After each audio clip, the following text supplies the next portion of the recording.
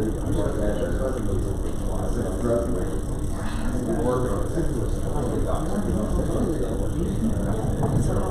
right, welcome everyone. I think we're going to get started with the next talk now. If you're not interested in building a Telegraph plugin, the doors are there.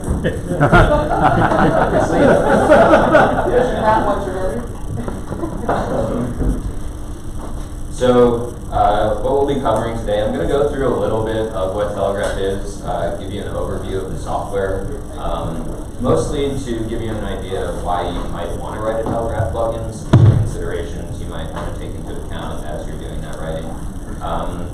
For the same reason, I'll be going through some examples of Telegraph plugins, different ways that they're implemented, their collection methods, things like that.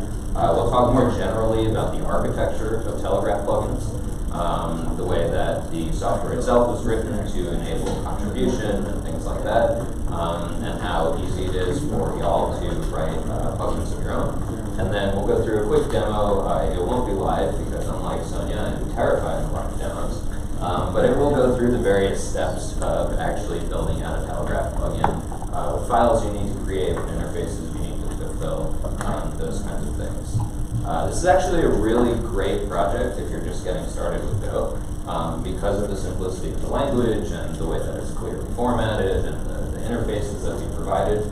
You don't need to know a whole lot about the underlying architecture of Telegraph.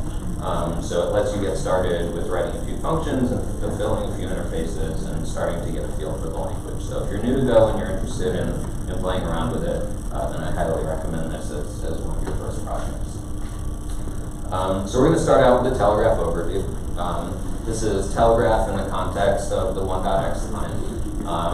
You've got Telegraph, you've got Chronograph, InfluxDB, and Capacitor. And together these let you collect, store, visualize, and act on data as it's passing through your system. And Telegraph is the collection agent. It's the part of the software that either lives on your hosts or pings other APIs or other services, goes out, gathers that data, transforms it into an appropriate output, and then sends it along over to InfluxDB.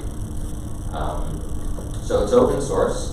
It's a plugin-driven agent, so that's going to be really important later on. It has the capacity to do either push or pull metrics. This has gotten to be a little bit less of a discussion lately. I think people are starting to understand that there's no one true way to do metrics, that for your different use cases, push and pull are equally valuable. If you've got an IoT set up, you might have a device that's behind a firewall or doesn't have a network connection or something like that, and so your only option conceivably for that use case would be pushing metrics. Whereas on the other hand, if you've got an infrastructure with a bunch of applications that are already instrumented with open metrics endpoints, Prometheus endpoints, those kinds of things, then yeah, sure, it makes a whole lot of sense to use pull and start scraping those metrics and gather them. Telegraph is one of our most open source projects. I say that in the sense that it has the most community contributions, whereas InfluxDB is really built out a lot by the core engineering team and the people working on the product and Influx data, with some contributions from the community. Telegraph has had a really small team for a really long time, and their job has primarily been to go through pull requests from the community, look at new plugins, understand how they work, validate them, and integrate them back into the agent itself. So as of last night, when I ran my little script to count the number of plugins, there were 192, so getting close to that 200 number. 149 of them are inputs, 30 of them are outputs, 9 are aggregators, and 4 are processors. So inputs and outputs, fairly self-explanatory. Aggregators let you do work on the data as it passes through the system in a way that takes into account points over time. And processors let you do work as it passes through the system in individual atomic units. So processors can be used for doing things like, do you have a question? Yeah, I've just noticed that you have the wrong year. That is the wrong year. Excellent. I'm going to fix that right now. But I will fix it before I post my slides. I guess it's March. I should probably have figured that out by now. So Telegraph can act as an agent. So an agent is something that acts autonomously. You would install it on your host. It automatically starts collecting metrics about whatever different plugins you configure. It can act as a collector in the sense that it can sort of sit there as a sink, and you can push data to it and send data to it. And it can also act as part of an ingest pipeline. So we see this a lot, particularly with fan-out patterns, where Telegraph is used to distribute data to a large variety of nodes, or potentially to pull data from Kafka or some other pipeline that you have. So whatever you're working with, it sits in really nicely because of the variety of inputs and outputs that it has. So outputs allow you to send metrics to a variety of data stores. We've got plugins for both InfluxDB and 2.0, that was just demoed. We support Kafka, we support MQTT, NSQ, OpenMetrics, formerly Prometheus endpoints, and a whole bunch of other various outputs. So this is another reason why Telegraph is one of our most popular tools, is because it's something that can be used across ecosystems. It's also really helpful if you're looking to migrate from one system to another, because so you can actually have data going to both of those endpoints at the same time, so you can sort of do A/B testing as you're doing that migration and make sure that there's nothing wrong with the new system before you take down the old system. Aggregators and processors allow you to manipulate data as it flows through Telegraph. So some examples of that are being able to transform tags, convert type data, so from ints to floats and things like that, and potentially calculate histograms and then report those as metrics in InfluxDB. On the other hand, we've got input plugins. Input plugins fall into a couple main categories. There's stuff that gives you metrics ingestion from host system. That's all of those plugins that fell under the system category that Sonia was demonstrating. It also, so that's CPU, I/O network, etc. There's also plugins that collect data from common applications. A lot of applications that are used in your infrastructure already expose metrics about their operation in one way or another. So Nginx, Postgres, Redis, these are all some of the things that are supported by the input plugins in Telegraph. We've got a bunch of plugins that are specifically designed for third-party APIs. So those are mostly rehashes of the HTTP plugin, because it's just going out and getting a web page and using that, but they're specifically architected for whatever API it is that you might be using. So we've got MailChimp, we've got CloudWatch, that's one of our most popular and commonly used plugins. We've got Google Analytics. We also have Particle.io. Particle makes some really interesting IoT dev boards, and automatic, the default firmware on those boards automatically sends that data up into the cloud. So we have a plugin that allows you to grab that data from the Particle cloud and dump it into your InfluxDB instance. And then finally, we have these general purpose protocols. And I think these are some of the most flexible and interesting inputs that Telegraph offers. They let you basically listen to a protocol that another program or another language or application that you've written might already know how to speak. So you can have a socket listener, which listens on a TCP or a UDP socket. You can have an HTTP listener. You can do MQTT and a whole bunch of other stuff. So really a lot of variety in terms of what you can do with Telegraph and ways you can do it, different ways that you can do it. So if any of these, are things that appeal to you, you're working with an API regularly, you need to get data from it, but we don't have an existing plugin, or there's a new application that you've started using that a plugin doesn't exist yet for, those are all really good reasons to start building your own Telegraph plugin. In terms of the benefits of the application itself and why you might choose to run Telegraph as opposed to something like CollectD or Diamond or some of the older collection agents that are out there, is first that it has a minimal memory footprint. This is something that I get asked about a lot, how much memory does Telegraph use?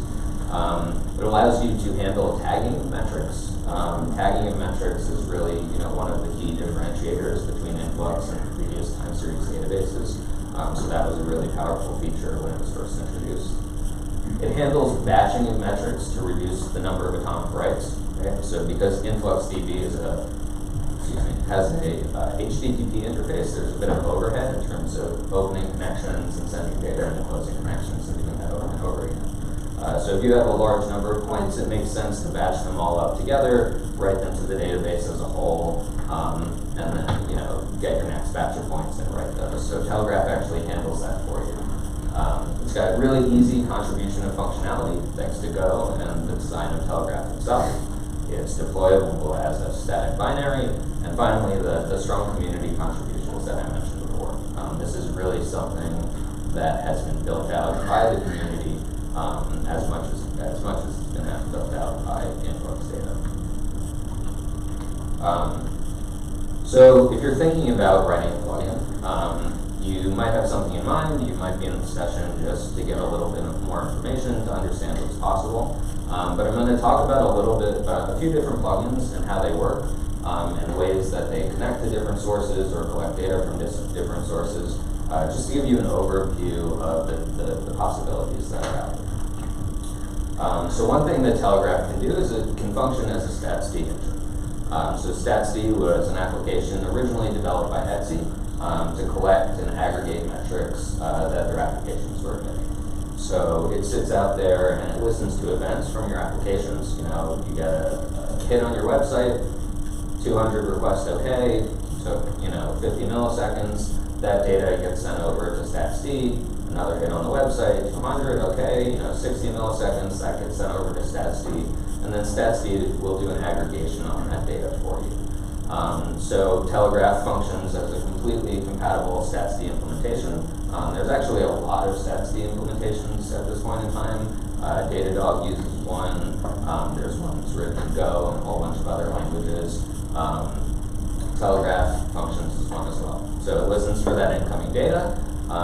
It does those StatsD aggregations on the data as it passes through Telegraph, and then it can output to any configured output that you need. So doing that StatsD aggregation is probably a little bit different than other plugins in the sense that it needs to continuously listen to events, keep a record of those old events, and do some kind of computation on them before it wants to send the metrics on to the rest of the system. Postgres is another super popular plugin that we provide. It collects performance data from the database, and it actually interacts with some built-in views. Parts of the database that are traditionally interfaced with through traditional database tools. Telegraph can go ahead and check out that pgstat database and pgstat-bg writer to start pulling metrics about the performance of your application instance. So again, this is very different than StatsD, right? StatsD is sitting there, it's listening for data, it's aggregating and processing that data as it comes in. This plugin, on the other hand, needs to have a very specific connection to the database. There's a protocol that needs to be used. It's interacting with internal components of the database to get that sort of measurement information back. Apache works in a similar but different way, right? Postgres is a database, Apache is a web server, so whereas Postgres exposes those metrics through the database and table interface, Apache exposes those metrics over HTTP. So for the Apache plugin, Telegraph actually goes out, reaches out to the Apache server, connects to it over an HTTP connection, and reads server data from that endpoint / server status. Provide the variable auto there to get a bunch of information out of it. So this is similar but different to the Postgres plugin, right? They're both reaching out to another external service. They're doing it over different protocols. They have different configuration settings and things like that they need to take into account. But they function fairly similarly. WinPerf counters is another one. It collects performance data from Windows machines. I think there's one Windows user in the room. But this is something, right, that functions completely differently on Windows than it would on Linux, right? If you have those system plugins that we were talking about earlier, those are all sort of built out for Unix-like systems. They're built out for Mac OS, they're built out for FreeBSD, I believe, they're built out for Linux, obviously. And they access the file system of the host itself to gather those metrics and report the data back. That plugin obviously would not work on Windows. So with Windows, we use the mechanisms that they provide to do that data collection. So some considerations, when you're starting to think about input plugins, is first, where does the data exist, right? Is it something that you need to go out and fetch? Is it something that you can have the application sent to you, right? How can it be collected? And then finally, what shape is the data in, right? And does that shape need to change before it gets into the database? In the question of a StatsD input, right, the shape of that data absolutely has to change. That's the very definition of the statsd plugin is it's going to transform events into aggregates. For something like the Apache metrics, there's much less transformation that needs to happen on that data. You can pretty much just rearrange the values into line protocol and then shoot it into the database. So those are the main things to think about if you're starting to think about an input plugin, which is generally what people are interested in when they're starting to write a Telegraph plugin. So at the end of the talk, that's what I'm going to give sort of a demo and an overview of, is actually how to write an input plugin. We do have output plugins too, as well. The Prometheus client is one of the output plugins that Telegraph provides. So this is useful not only for working with Prometheus installations, but any sort of infrastructure or data pipelines where you're interested in doing pull rather than push, right? The open metric standard, which is sort of what the Prometheus exposition format has evolved into, is pretty robust. It has a lot of functionality, and so we could potentially use Telegraph to expose metrics from one application and have those scraped either by InfluxDB 2.0 or something else. But it allows you to take those metrics and present them in a format that other services can then access and pull. The MQTT plugin is the output half of the MQTT plugin. So we have one, I believe that's called MQTT Consumer, which is the input, which will actually go out and read from an MQTT broker and get data from that application and bring it into Telegraph and then send it into InfluxDB. And MQTT, on the other hand, allows you to output that data to a broker. This is something that is extremely useful in a data pipeline, right? In IoT, this is one of the more common protocols that they use for communication, and so you might have a bunch of actual physical devices, things like Raspberry Pis, that are running Telegraph and collecting data from those devices and then outputting them into an MQTT broker, which then gets potentially even read by another Telegraph instance and fed into InfluxDB or something like that. So some considerations when you're writing an output plugin, they're sort of the opposite of the considerations for writing an input plugin. The first question is really, how should the data be shaped? You know, with the input plugin, the question is, what is the shape? And with the output plugin, the question is, you know, what do we want the shape to ultimately be? How is the data output? What are the protocols that need to be implemented? Are there other plugins that implement those protocols already that maybe you could copy code from? And finally, where is the data output to, right? You need to consider that, especially when you're writing your configuration. You know, is this something that, you know, we're going to need to provide a URL for? What should that default URL be? People usually use localhost, that makes sense, things like that. Those are things that one needs to start thinking about when they're building output plugins. Going a little fast, so I'm not trying to slow down. So let's talk briefly about plugin architecture. So we're going to talk on the one hand about the way the Telegraph was written, and on the other hand about the actual implementation of the various plugins themselves. So Telegraph was built to be extensible from the beginning, right? That was one of the key requirements of this application. We originally contracted with a third party to start building out the initial version of Telegraph, and one of the requirements was that we want this to be extensible.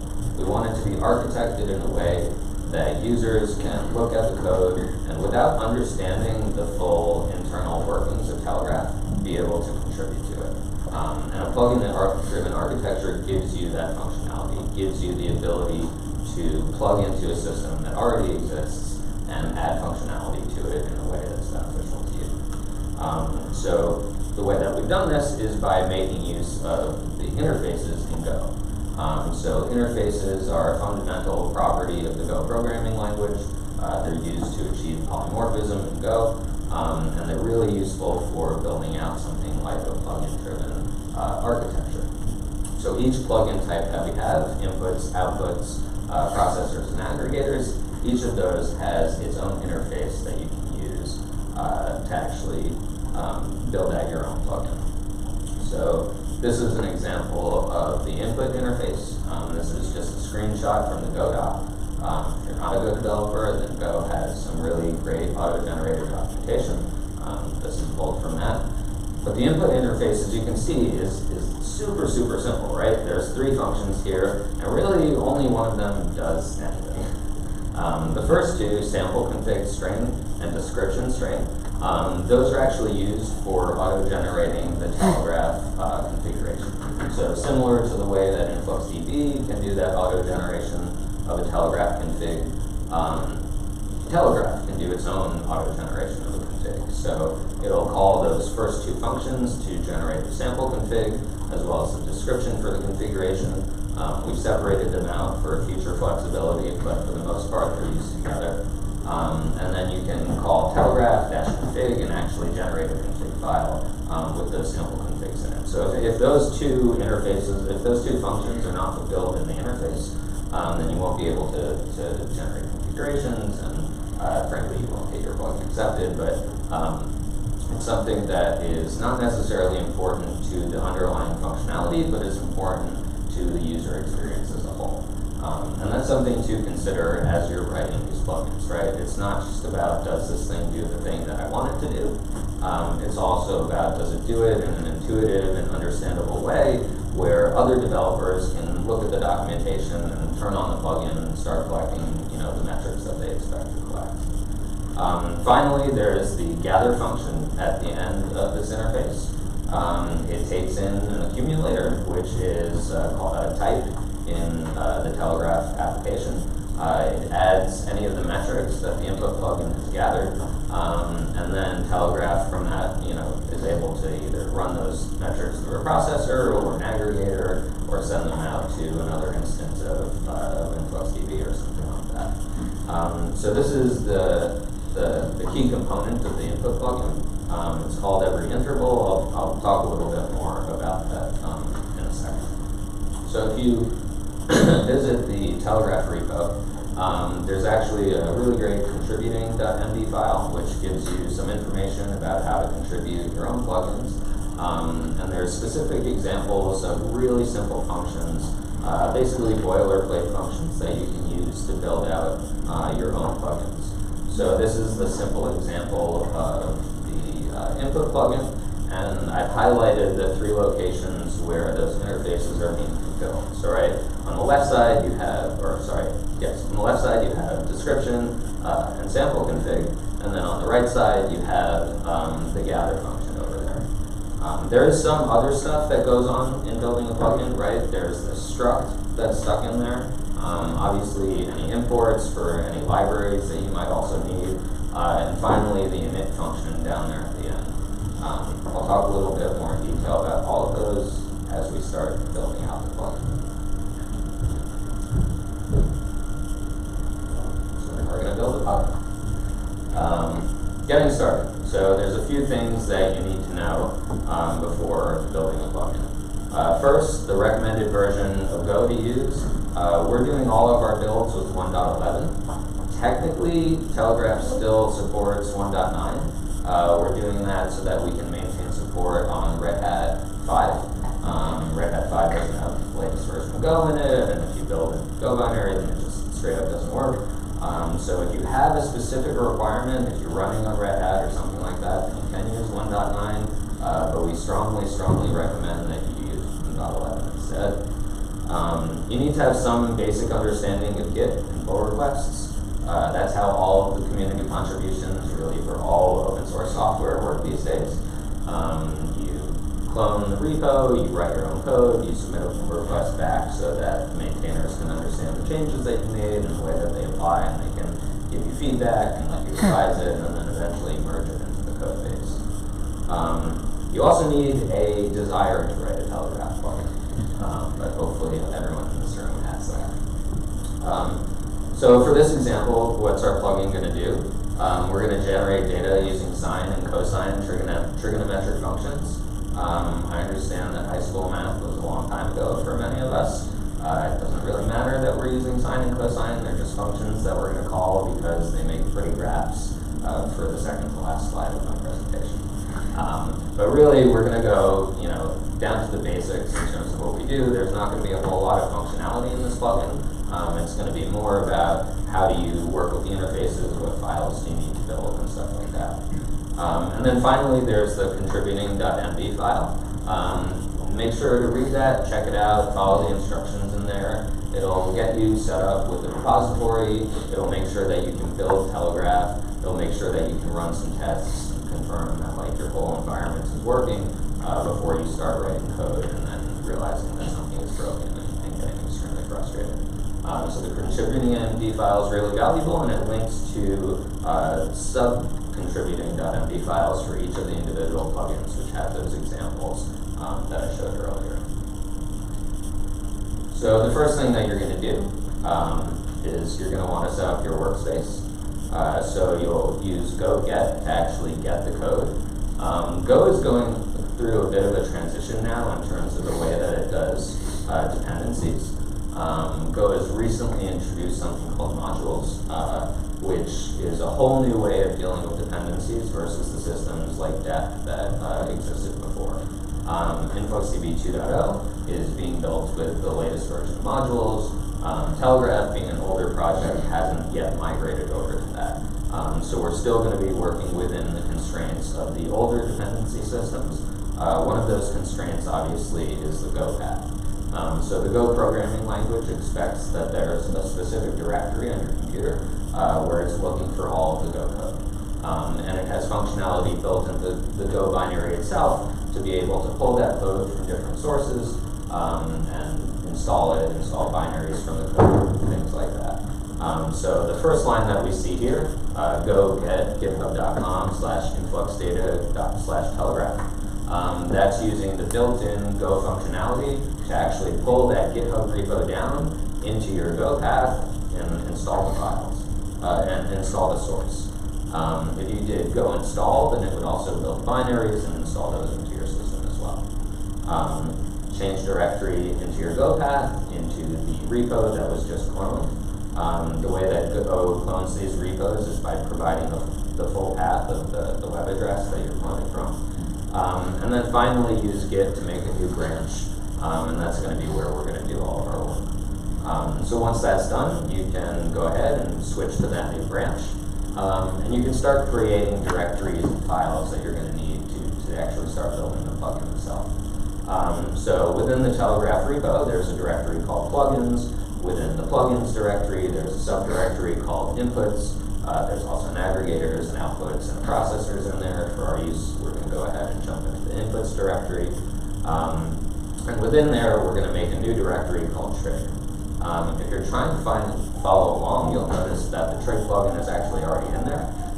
It's something that we use for demo purposes, and because this is a live demo, I can just use the trig plugin.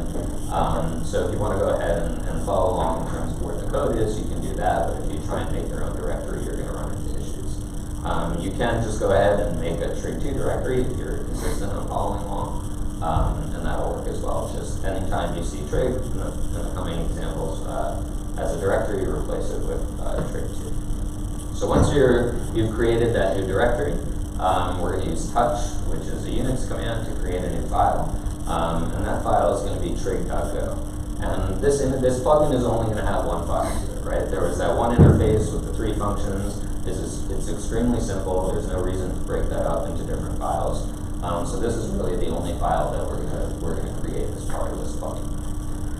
And the next thing we want to do is start adding boilerplate to those files. So this is what the boilerplate looks like. I'm really excited that it's readable on the screen. We start out defining the package that we're writing the plugin, package trig.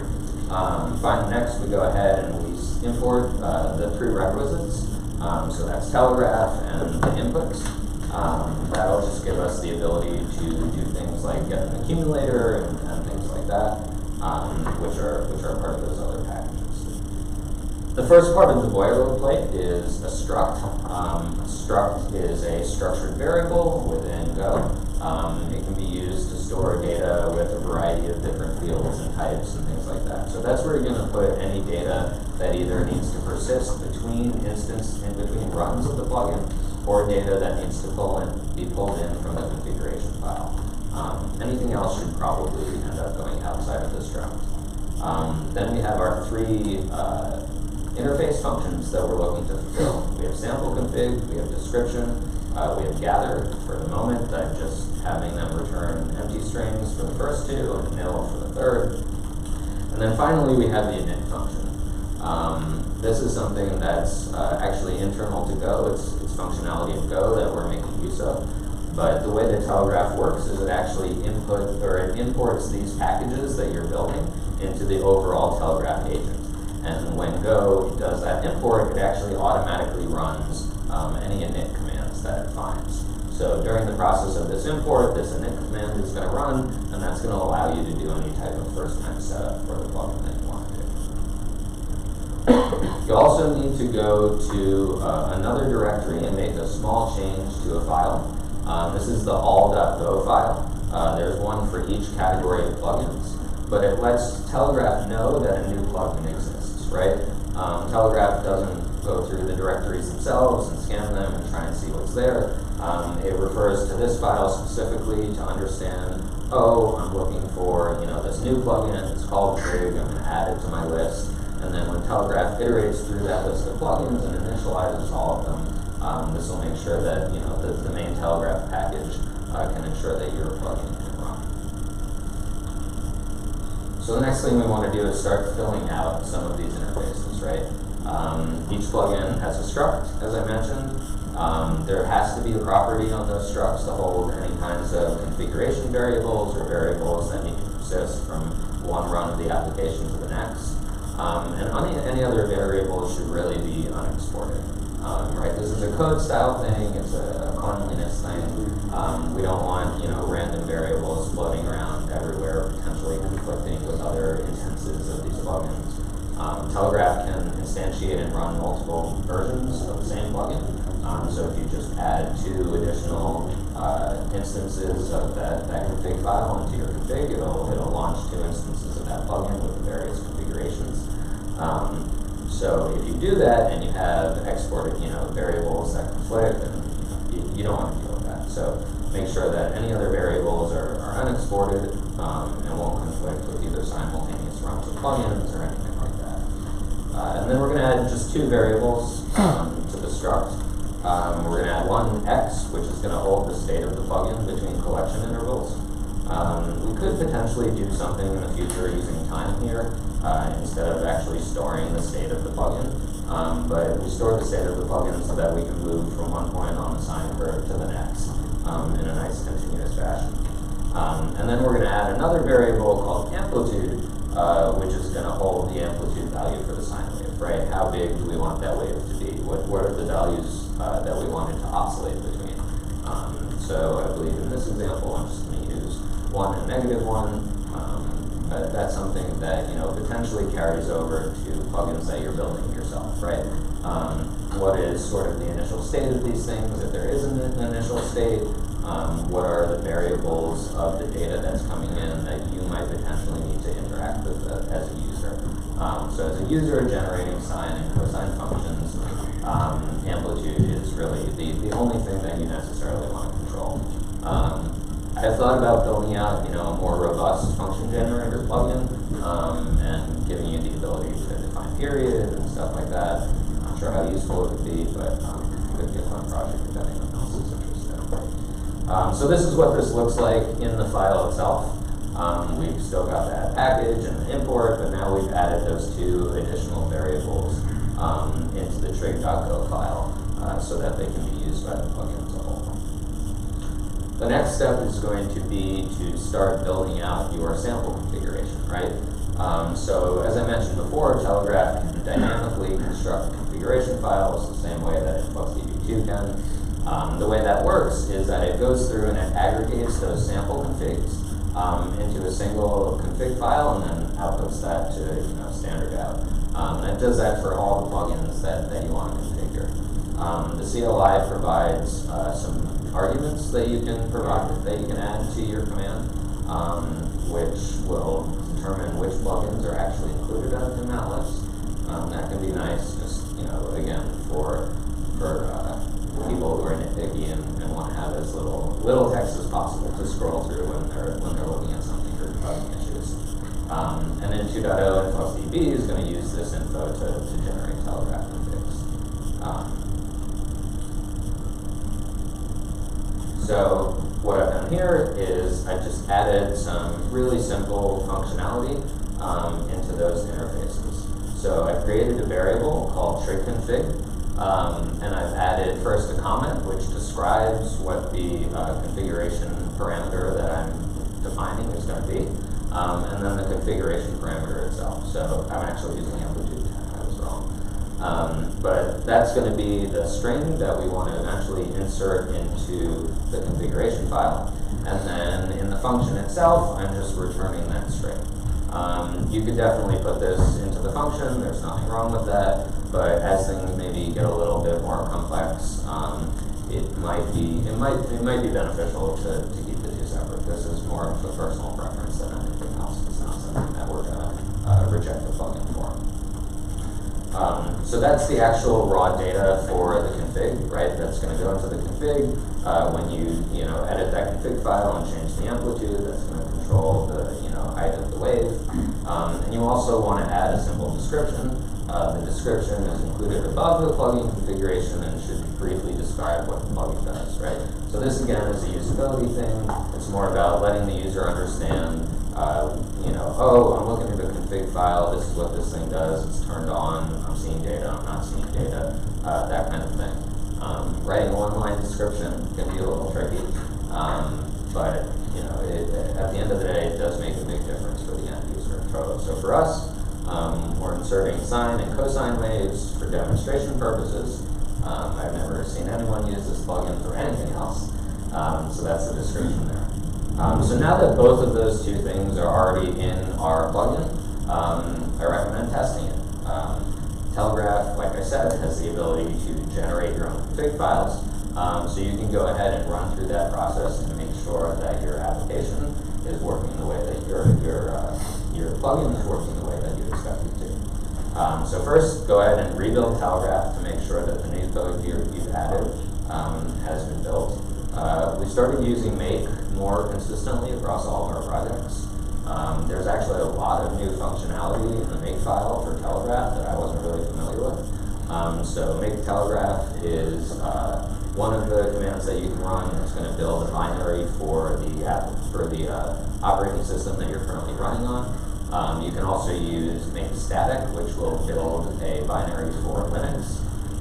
There's ways to actually bring up Docker environments using the make file and stuff like that. So if you are developing on OS 10 or Mac OS now, and you eventually want to deploy these plugins into a Linux environment, you can build them for Linux in Mac OS, and then you can deploy them in a Docker environment to test them and stuff like that.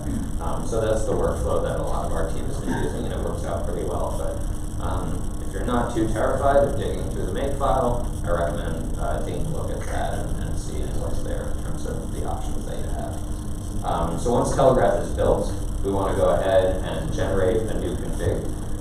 So this is the command to generate a config. Telegraph, you provide the argument sample config, and then there you have those filter arguments that I mentioned earlier.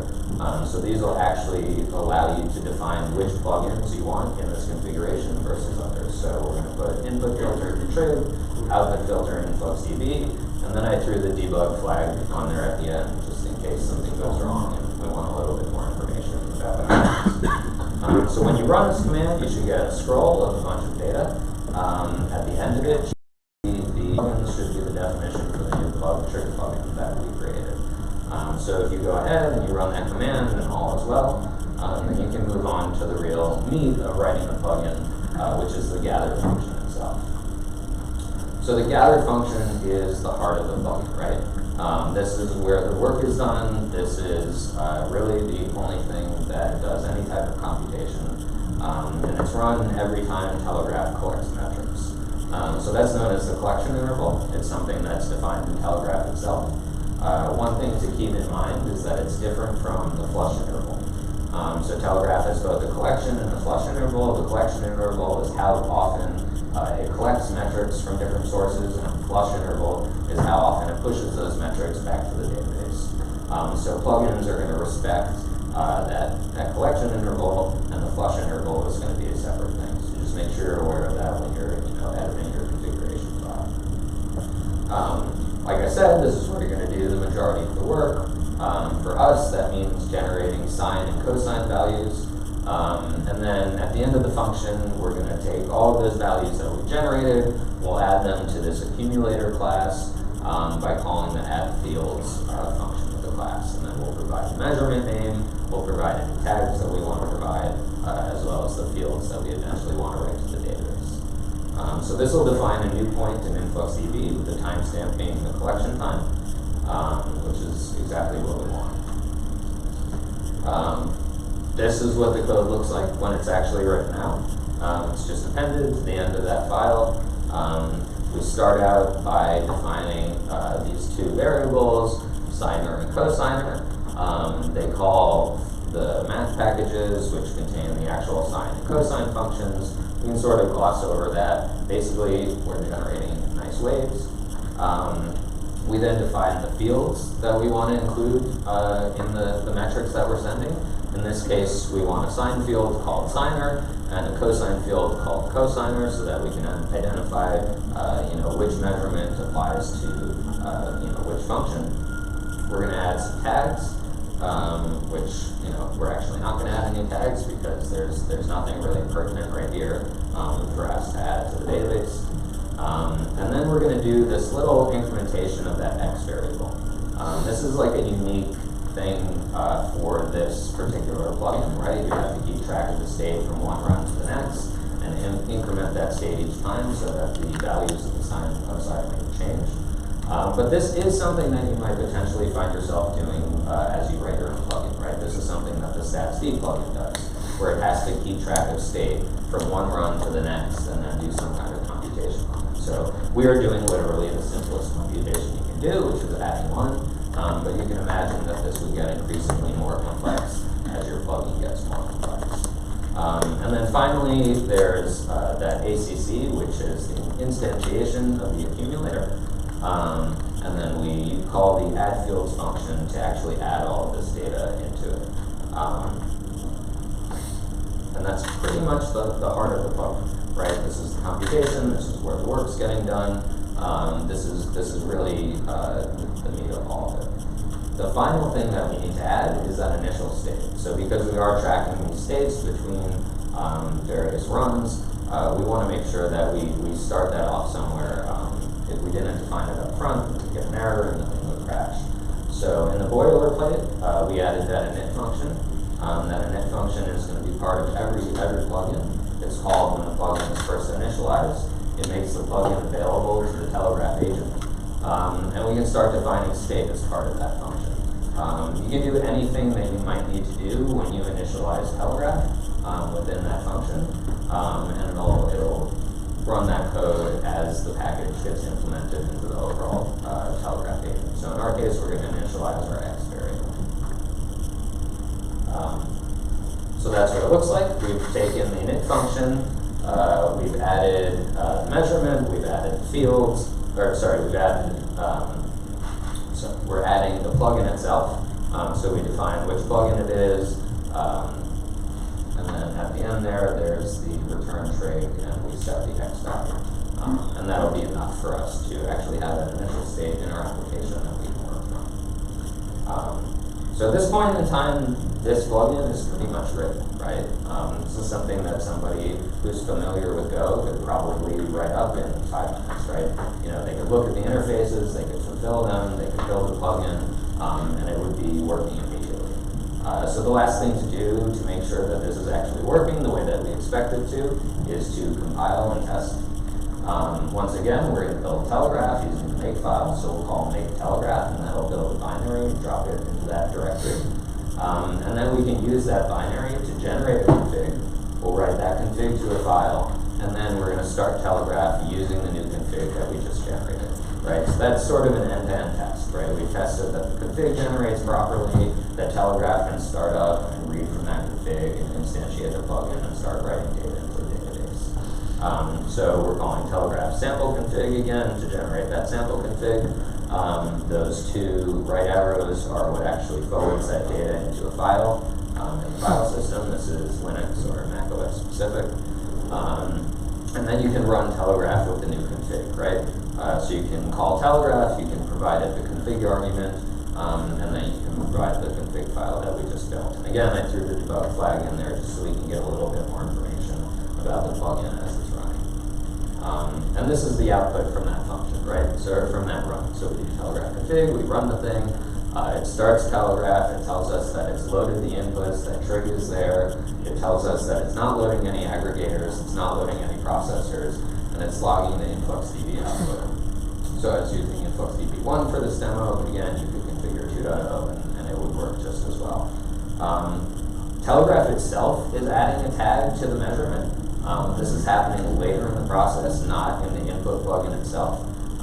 That can be disabled in the config file, but it's adding a tag with the host name of the machine that the data is being sent from. That's really valuable in most use cases if you're monitoring system metrics or things like that, if you have more traditional infrastructures. Once you start getting into Docker and serverless containers, obviously the host name becomes less important. The config intervals are set, it connects to the outputs, it successfully connects to InfluxDB, and then finally, at the very end of this, it starts up the inputs, and it writes that initial first metric into the database, and there we go, we have buffer fullness, 1 out of 10,000 metrics. So if you leave this running for a little bit of time, you should get a fair amount of data in the database. You can either go in through the CLI and verify that that data is there, or you can pull up Chronograph, you can draw a graph of the data. So this is the function that's coming out, right? I'm using the visual query builder to select from the Telegraph database to look at it's actually scrolled all the way at the bottom, but the trig measurement and then the sine and cosine tags attached to that. Actually graphing those independently. There you have it. There are a few more things that you need to consider before submitting your plugin. We're not entirely done. If you're not interested in contributing the plugin back to the community, first, that's very sad. But second, that's okay. You can stop here and run your plugin and go work. There's nothing else to do. But we do ask for a little bit more when you want to contribute back to the community so that other people can be constructive and start using the software that you've written. So we ask for a README file. We ask for a license. I believe everything, and don't quote me on this, I believe everything at Influx now is being migrated over to an MIT license. So that would be nice if you have another specific license that you need to use for whatever reasons, then you can include that as well. We also ask that you provide a sample of the input and output format, right? This is actually really important for the Influx data developers because a lot of the times as they're going through community pull requests and looking at the plugins that other people have written, they could potentially be plugins that interface with technologies that they don't already know about, right? So giving them an example of this is what my input is, this is what my output is, you can go ahead and run that same data through this plugin, and this is what you should expect to see. Gets them a long way to being able to test and verify that the plugin works as expected. Super helpful to have it, really appreciate it if you include that as a pull request. And finally, we do ask that you write tests. So clearly this was not test-driven development, we're writing our tests last. But we do need those to be there if we're going to integrate it with the overall product and the rest of the system. So this is just an example of a really simple test that will go along with the trig plugin. It goes into the same directory. It's usually named the same as the plugin, but with _ test at the end of it. So here, I believe we're generating some data and sending it to the database and just making sure that it works as expected. And once you've done that, you are ready to submit. So you can go to github.com/influxdata/telegraph/polls. Excuse me. You can create a pull request there. You can also go and start browsing around other pull requests, other plugins that have been created by other people. But that is the final step for getting your plugin off of your computer and into the hands of the community. So that's all I have. Awesome. Great. That's all I have. This slide is building in a really weird way, but thank you very much. It doesn't want to stay open. I think we have 6 minutes for questions, if anyone has questions. parse tend to see parameters available to the plugin? They get mapped to those struct variables. So it's just one-to-one, right? Does it work with nested structures like nested map? I do not know the answer to that. Is Daniel here? No. I can answer. I can get. Oh, you can answer. Excellent. Yeah, you can nested map. So you definitely just like use any data structure you want in the map, and it was like. If you can represent it in a struct in Go, you can pretty much get it done. Okay. Thank you. Awesome. I don't even have to be here. Any other questions? Yeah. So I think I saw like there was some terminal output about like the buffer size and things like that. What was that? And like, so I'm curious about like how that interfaces with how often this is running, or like what type of. Maybe you can even talk a little bit more about the gather function, like how often that's being run. Right. Is it always outputting one point or multiple points? Or Let me see if I can find. Do you mind repeating the question for the live stream? Sure. So the question is to talk a little bit more about how often these things get. The accumulator function gets run, whether it's generated individual points or things like that. The accumulator function runs once for collection interval. So basically, every collection interval, Telegraph goes through each of the plugins and runs that gather function one time. The gather function can contain as many points as you want it to contain, right? So if you're scraping like MentionX website, it's going to scrape a whole bunch of different metrics, add those all to the gather function, and then submit it to the database.